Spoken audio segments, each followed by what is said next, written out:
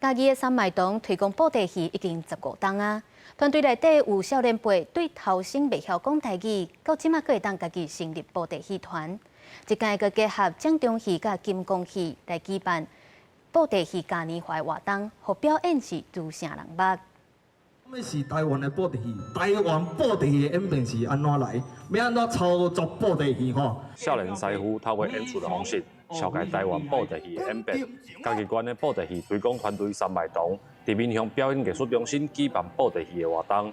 唔那展覽因的作品，即屆佫配合掌中戲甲金光戲，呈現豐富的內容。伊翁仔足細身呢，因為講若是講傷粗魯，伊就講無是嘅優雅，所以講咱就是愛教人仔撩水。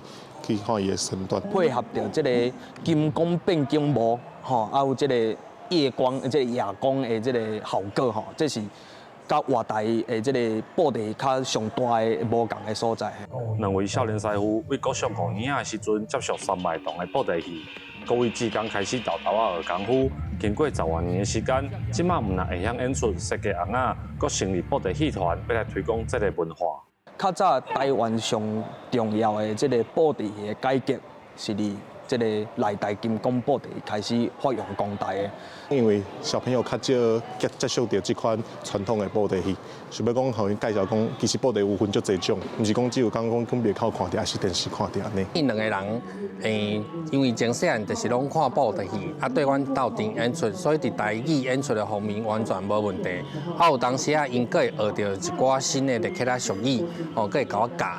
两个少年人因为布袋戏。为一开始袂晓台语，到即马会当完成演出，甚至佫成立布袋戏团。三脉堂讲，15档的努力，第2代的成员已经豆豆仔独立。希望少年人的创意，会当互传统的布袋戏有更较好的发展。记者林慧婷，家己报道。